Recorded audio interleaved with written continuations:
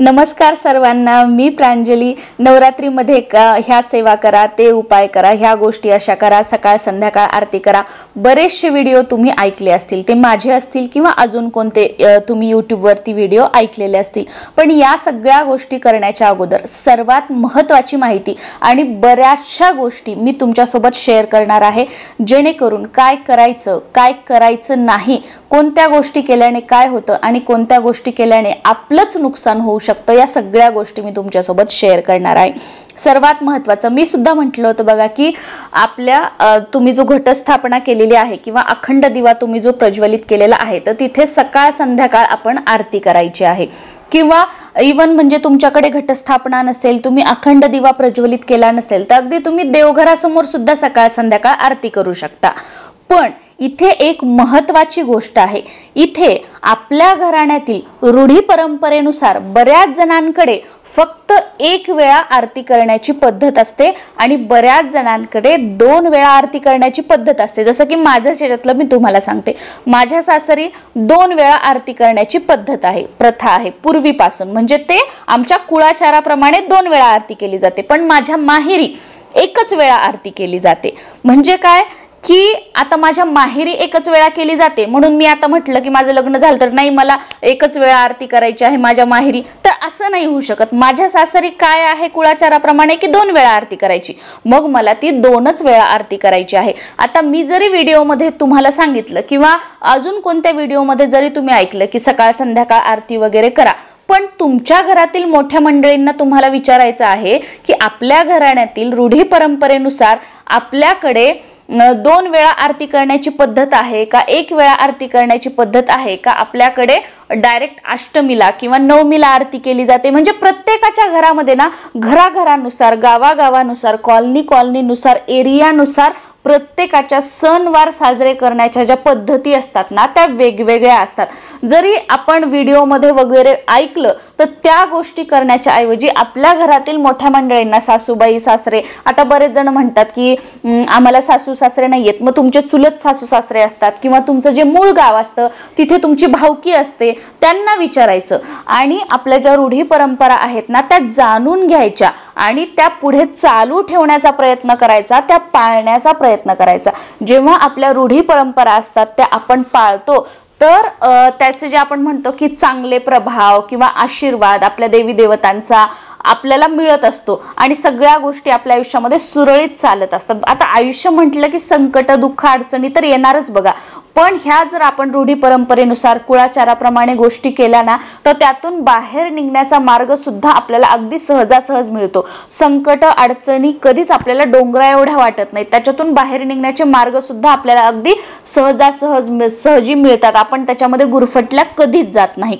त्याच्यामुळे आणि आपण जर आपल्या रूढी परंपरा सोडल्या आणि आपण व्हिडिओ मधून ऐकतोय किंवा कोणीतरी सांगितलंय किंवा दुसरं असं करतंय म्हणून आपण तसं करतोय, मी सणावाराबद्दल बोलतेय, म्हणजे जे आता पारंपरिक बघा, नवरात्र कसं ही पूर्वीपासून आपल्याकडे चालत आलेले हे आहे, म्हणजे परंपरागत हे कसं साजरं करायचं, काय करायचं, ह्या आपल्या आपल्या घराण्यावरच्या गोष्टी असतात। आता तुम्ही तुमच्या रूढी परंपरेनुसार करून केलं नाही आणि तुम्ही YouTube वरून ऐकून किंवा कोणीतरी सांगितलं किंवा कोणाची तरी पद्धत तुम्हाला आवडली म्हणून तुम्ही केलं, तर काय होऊ शकतं की त्या परंपरा न पाळल्यामुळे मग समजा आपल्या आयुष्यामध्ये काहीतरी प्रॉब्लेम आला, काहीतरी अडचणी वाढल्या, हे तर मग आपल्या मनाला काय की मी त्या गोष्टी केल्या नाही म्हणून हे असं झालं, कुठेतरी मग आपल्या मनाला तसं वाटतं। आणि बऱ्याच वेळेला हो असं असतं सुद्धा की त्या गोष्टी आपल्या चुकल्या म्हणून काहीतरी आपल्या लाईफमध्ये प्रॉब्लेम्स क्रिएट होणं, अशा गोष्टी होतात सुद्धा बघा। मानलं तर दगडात सुद्धा देव आहे आणि नाही मानलं तर मंदिरात सुद्धा दगड आहे, याच्यावरूनच म्हणजे आपण शीतावरून भाताची परीक्षा ओळखून घ्यायची, तर हे आहे। त्याच्यामुळे तुम्ही तुमच्या रूढी परंपरा पाळण्याचा जे आहे तो प्रथम प्राधान्य जे आहे ते त्याला द्या। म्हणून त्याच्यानुसार जर तुमच्याकडे किती वेळा आरती वगैरे करण्याची पद्धत आहे तर त्यानुसार तुम्हाला आरती करायची आहे। आता इथे प्रश्न येतो की आरती कोणती करायची। बऱ्याच जणांना त्यांच्या कुलदेवीची आरती माहित नसते, तर तुम्हाला तुमच्या कुलदेवीची आरती माहित नसेल तर सकाळ संध्याकाळ किंवा एक वेळा जेव्हाही तुम्ही आरती करताना तर सुरुवातीला गणपतीची आरती करायची, डायरेक्ट देवीची आरती करायची नाही। कधीही कोणतीही आरती करताना, अगदी तुमचं कोणतंही व्रत वैकल्य असू द्या, काहीही असू द्या, तर कधीही आरती करताना सुरुवातीला गणपतीची सुखकर्ता दुःखहर्ता आरती करायची। त्याच्यानंतर तुम्हाला तुमच्या कुलदेवीची आरती माहित नसेल तर देवीची जी दुर्गे दुर्गट भारी तुझविन संसारी अनाथ नाथे अंबे करुणा विस्तारी ही जी आरती आहे ना ही म्हणायची। कुलदेवी कोणतीही असू द्या आणि तुम्हाला जर तुमच्या कुलदेवीची आरती माहित नसेल तर देवीची ही आरती आपण म्हणू शकतो। ही देवी ही आरती जी आहे ती आपल्या कुलदेवीला लागू होते। कुलदेवी कोणती असली तरी ही देवीची आरती त्या देवीला लागू होते, त्याच्यामुळे ही आरती म्हणायची। आणि आता नवरात्र सुरू आहे तर नवरात्रीमध्ये आमच्याकडे ना ती आरती आहे बघा, उदो बोला उदो अंबाबाई माऊलीचा हो, उदो कार गरजती काय महिमा वर्णुतीचा हो, पहिली माळ दुसरी माळ तिसरी माळ, म्हणजे त्याच्यामध्ये प्रत्येक माळीचं वर्णन आहे।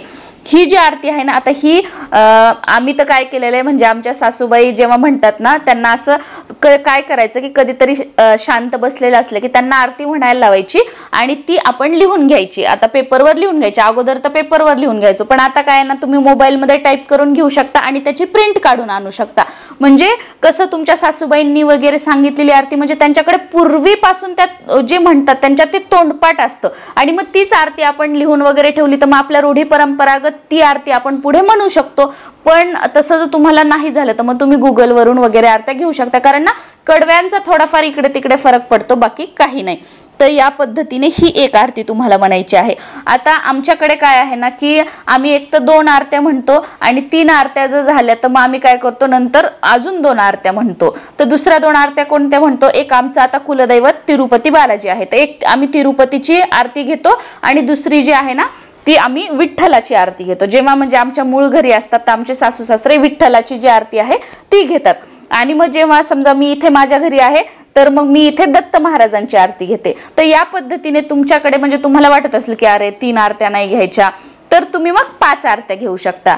आरती सुद्धा करण्याची पद्धत बघा बऱ्याच जणांकडे वेगळी असते। बऱ्याच जणांकडे काय करतात की थोडेसे तांदूळ घेतात प्लेटमध्ये, त्याच्यावर कापूर टाकतात आणि फक्त त्या कापरानेच आरती करतात। ह्या सगळ्या आरत्या कापरानेच, पण आमच्याकडे कसं आहे की आम्ही तुपात भिजवलेली जी फुलवात असतो ना त्याने आरती करतो, कधीच तेलाच्या दिव्याने किंवा कापराने अशी आरती करत नाही। आता मी इथे ना कधी कधी कसं आता दुसऱ्यांचं बघून वगैरे साधा आपलं वैभव लक्ष्मीचं व्रत असेल, कधी स्वामींचे गुरुवार असतील ना, असं मला मनाला जर वाटलं तर मी इथे कधी कधी तसं करते। पण जे हे आपले रूढी परंपरागत जे सण आहेत, हे मोठे मोठे आपण सणवार जे म्हणतो, तर याला ना तुमच्याकडे कशी करण्याची पद्धत आहे आरती, समजा तुमच्याकडे 5 फुलवाती घेऊन पंचारती म्हणजे 5 फुलवाती घेऊन आरती करण्याची पद्धत आहे का तुमच्याकडे कापराने आरती करण्याची पद्धत आहे। आमच्याकडे कसं असतं, हे जेव्हा मोठे मोठे सणवार असतात तेव्हा तुपातल्या भिजवलेल्या ज्या फुलवाती असतात त्याने आरती केली जाते आणि त्याच्यानंतर मग जे आपण कापूर आरती करतो ना तर तेव्हा कापूर ओवाळला जातो या पद्धतीने।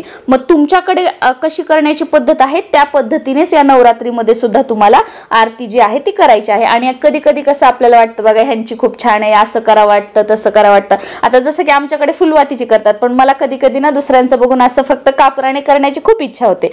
तर मग माझी आई वगैरे यांना विचारल्यानंतर काय ते म्हणतात, तू जे मग असं कोणतं व्रत वगैरे करती ना की वैभव लक्ष्मीचे शुक्रवार झालं हे ते, मग त्याला तुला जसं वाटतं जसं काय करायचं तसं करत जा, पण जे आपले सणवार असतात ना पूर्वीपासून त्याला आपल्या सणवाराला ज्या पद्धतीने केल्या जातात सगळ्या रूढी परंपरा त्याच पद्धतीने कसं करायचं असं माझ्या आजीने आईने म्हणा सासूबाई माझ्या जाऊबाई म्हणजे मला असं सांगतात। तर ते फक्त मी तुमच्यासोबत शेअर करत आहे।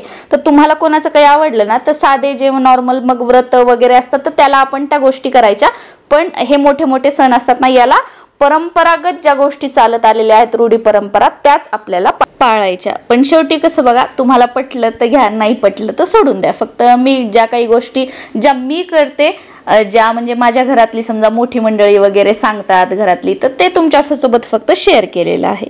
नमस्कार।